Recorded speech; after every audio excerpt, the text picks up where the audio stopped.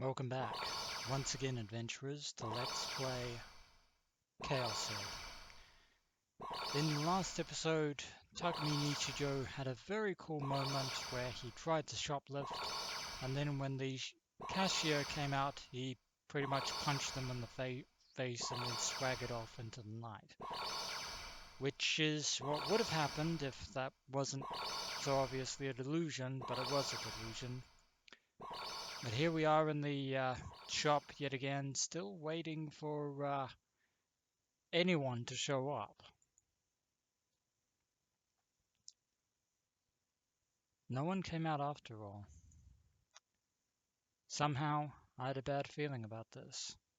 It wasn't normal at all. Maybe I'd stumbled into some truly unthinkable scene. Maybe we have. Only time will tell. Standing in front of the register, I cast a careless look outside the store. Beyond the automatic glass doors lay the road upon which not a single person was walking. I saw a human form in the shadows of the apartment complexes sandwiching the street. Huh? That's not good. The form soon hid away. Even so, I had seen it distinctively. The figure had been holding up something like a long black pipe. It resembled... Wasn't it a sniper rifle? Oh dear. That meant they were the riot police, or alternatively, a SWAT team? Do they even have those in Japan? I mean, they have the self-defense force, sure, but I hadn't seen any shoppers or cashiers because the police had sealed off the area. But for what purpose? Having thought that far ahead, I gave myself a start. I swiftly looked around the inside of the store, then concealed myself in the shadow of a shelf. Hiding behind the shelves is probably not going to keep us safe. What if there was currently a standoff taking place right now in this very store? But against whom? The criminal, having taken the cashier hostage, could have holed up in the back room. And that criminal might be the true new-gen perpetrator. What a development. I crouched in place and cradled my head. Why had I ended up coming to such a dangerous place? Because, you were hungry for ramen. More importantly, the police were the police. If you shut down the area, you should have stopped me before I went in the store. That is a very interesting detail you've picked up on there. Was there no way for me to go outside? If I stayed here, I'd end up as a hostage too. Luckily, I hadn't bumped into the criminal yet. If he was holding up in the back room, it would be best to flee now. But if one of those policemen have a sniper rifle, they could make a very fatal mistake. I was so frightened, my knees quaked. It took a tremendous effort merely to stand up. Even so, I hovered low and stealthily made for the automatic door, forgetting that there is no such thing as stealth when the front windows are made of see-through glass. It began with the kind of cliched declaration that you wouldn't even hear on TV detective shows anymore. From outside the store, a policeman began roaring through an amplifier. Startled, I hid deeper in the shadows of the shelving.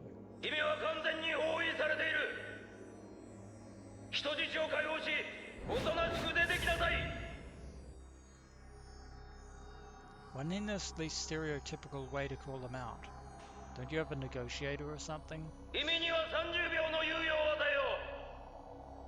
30 seconds is not a long time. So short. 30 seconds, he said.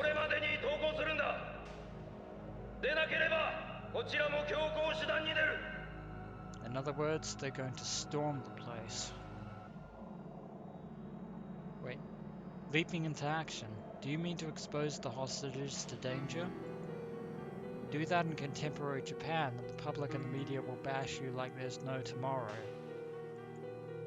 What the hell were the police thinking? I stifled my breathing or stifled my breathing, and curled up into a ball. My heart hammered away incredibly fast. It felt like it would tear itself to pieces. If the police broke their way in by force, this convenience store would surely become a battlefield. I'd get caught up in it without having any say in the matter. I might die from being hit by a stray bullet. Anything but that. I couldn't see the criminal's movements. The store was silent. If he's in the back room, then of course we're not going to see his movements. I became irritated. Why was the criminal acting like such a friggin' idiot?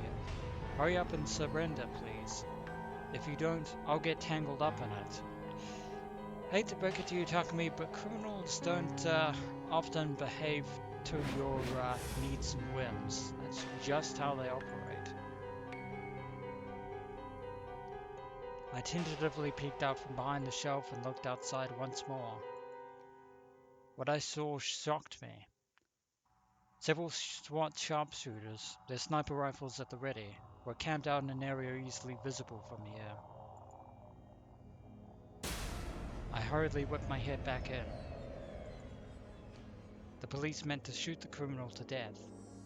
Would they be able to get away with that kind of thing in Japan? I couldn't believe this. That didn't take long. This has to be a lie. Give me a fucking break. As I looked around and around the area, I caught a glimpse of my hand. Huh? Something tells me this isn't going to be good. For some reason, my hand was gripping a long knife. On top of that, the blade was glistening red. This was blood. I grew bewildered. Since when had I had a knife? No, rather, where had I gotten this knife from? Maybe we took it from the criminal? Maybe. From close by came the sound of someone groaning. A clerk was lying there. A bleary-looking man, probably a college student. His hands were bound behind him and his mouth sealed with packing tape. The clerk stared at me. His eyes were dyed the color of terror. Why are you looking at me? Don't look at me like that. It almost makes you seem like you're looking at a criminal. Funny that. A criminal. Was I the criminal? No, it wasn't me. I hadn't done anything. And time has run out. Okay, so they're going to storm the building by not storming the building and just killing everyone with open fire. It's a lie. It's a lie. It's a lie.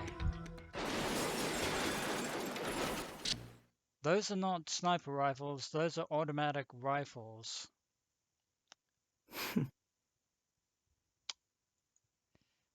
There's no such men as policemen like that.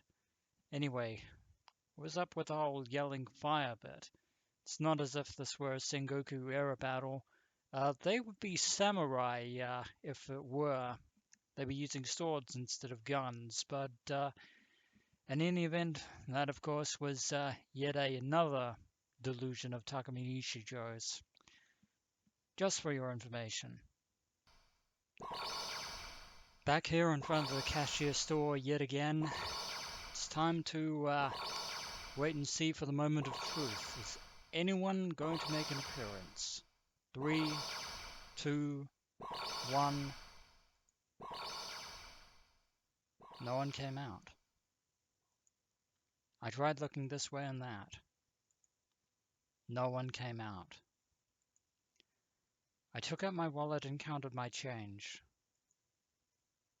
No one came out. This is definitely eerily foreboding.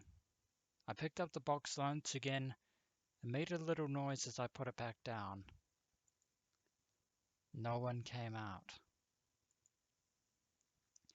I couldn't call excuse me. Even if no one was here, it'd be asking too much of me. No one came out. I thought that maybe I'd see what would happen if I went outside without paying. But in the end, I decided it was out of the question to expose myself to the risk of getting arrested. As if we're not under investigation already. No one came out. The cashier must be in the middle of taking out the garbage. Somehow I doubt that. No one came out.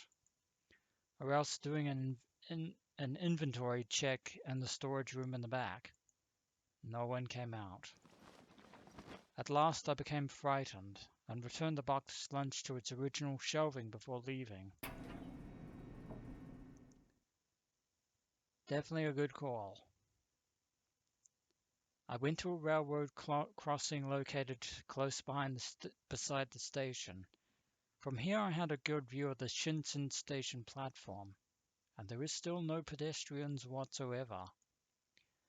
I presume that here, if nowhere else, couldn't possibly be devoid of people, but no one was there after all. I waited for the train to come in. Once it came, there would have to be passengers getting off. Even if no one left, I'd see them riding in the train as it passed before me. Assuming there's going to be a train coming in the next few minutes. I waited for 10 minutes, and still no train came. I tried to make myself think there'd been a fatal accident, one that had messed up the train schedules, but as before, no customers whatsoever emerged onto the platform. Starting to get Steins Gate vibes here, ladies and gentlemen. Having come to this point, I finally realized the gravity of the situation. Strange. This was bizarre. Oh yeah, I should try going to Shibuya Station. People would definitely be there. No doubt about it. 24 hours a day. It didn't matter when. People were always, without fail, in the Shibuya Station Plaza. I broke into a run without a moment's hesitation. Through the empty streets. I ran as if my life depended on it. I didn't want to stop, even when my breath came up short. Might have been the first time I'd run with all my might since I was born, well, excepting the time you ran up to the roof to escape Ruimi Sakihata. As I ran, I prayed for this to be some kind of tasteless nightmare, but it wasn't a dream. My heart and my lungs hurt so badly. They felt like they were shredding. It was a pain that transcended the dimension of dreams. I was surprised by the extreme fervor of my own breathing. It hurt no matter how much air I sucked in. And still we run.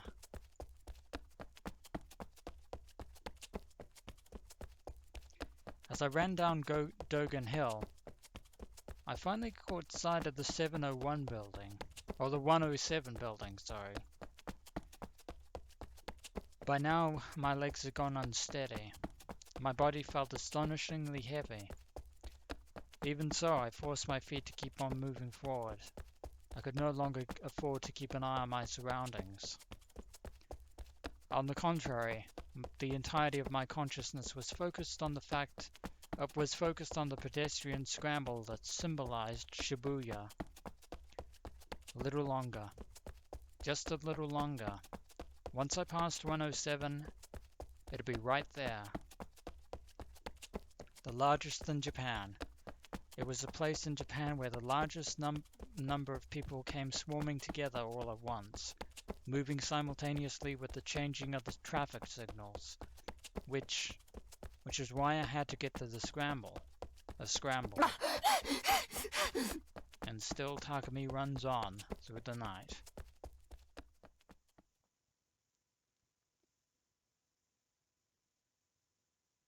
But alas, empty. The Shibuya Station Plaza, which you could survey from the Y-shaped road in front of 107. A soundless world, a dead-seeming world. This space that was supposed to be flooded with sound was now governed by silence. Not even the crosswalk melody is playing. Then again, it's red at the moment, so of course it isn't. All I could hear was my own ragged breathing. There is literally no one here, ladies and gentlemen. In the middle of the wide street, I fell heavily to my knees. I couldn't walk further than this, or any further than this.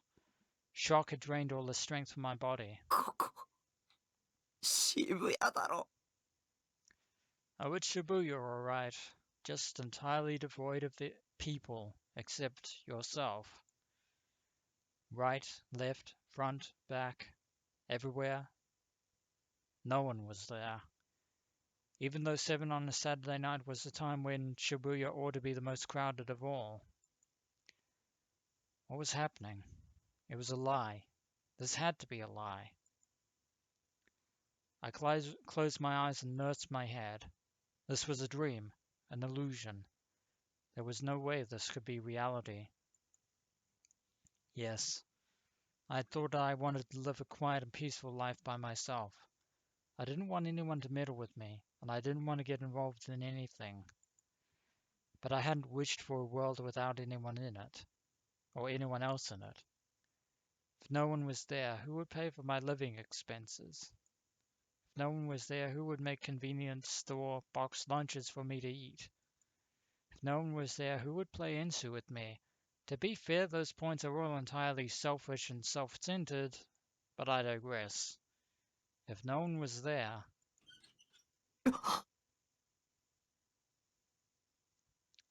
Did you hear that? A sound.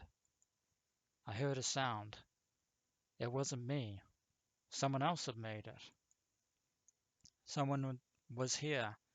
Someone other than me was close by here. I felt like I'd reached salvation, as though it had coincidentally happened to appear like no one was here. In truth, not one person had disappeared. I hadn't been left behind in the world, all alone. I was so relieved, I almost cried.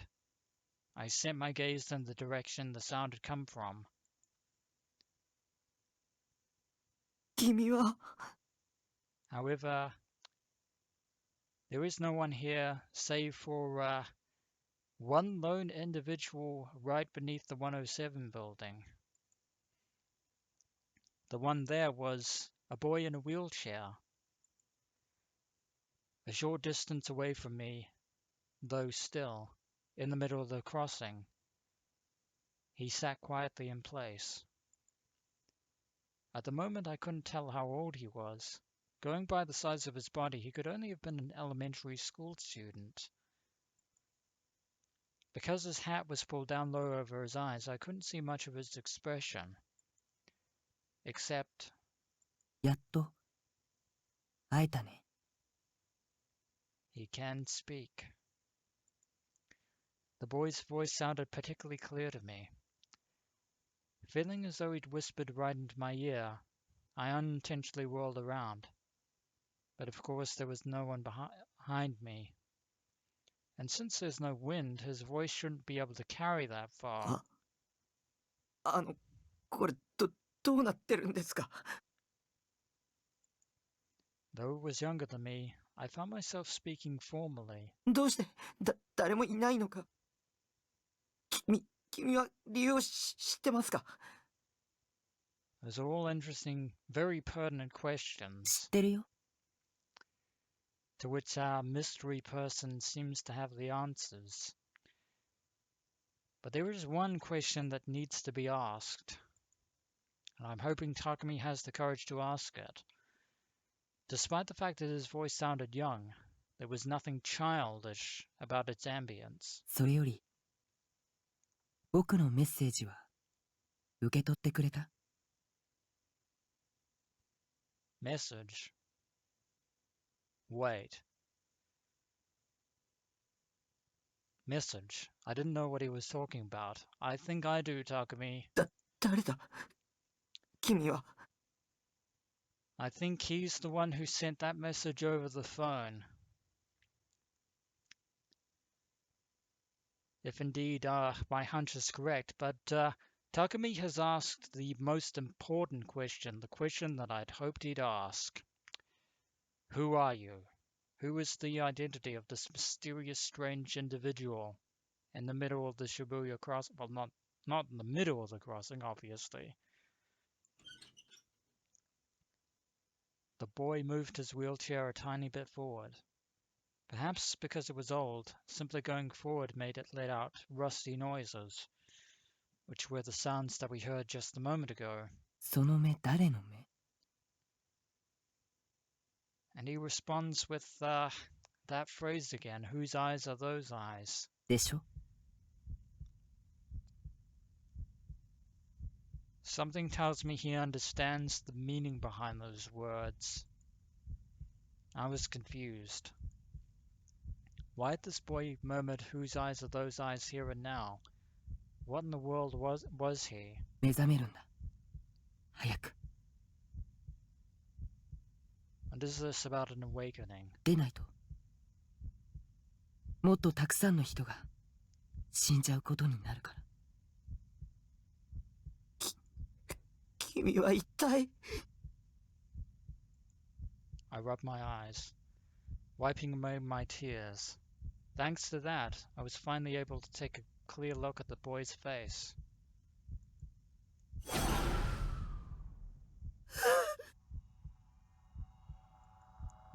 This boy wasn't even a boy. His skin was as wrinkled as an old man's. His cheeks were gaunt. His eye sockets were sunken to a sickly extent. His eyes were clouded. He had no eyebrows. A very gruesome sight to behold. And his body was as small as a child's. 僕は将軍だよ Oh dear. Now the truth behind his earlier warning about more people dying makes sense. As well as the message that he was alluding to. Ladies and gentlemen, we have finally come face to face with Shogun himself. And on that bombshell, it is time to end this episode of Let's Play ChäoS Head. And when we return, hopefully Shogun can provide us with some of the answers to both the new gen incidents as well as the strange phenomenon currently gripping Shibuya right now. As always, fellow adventurers, until next we meet.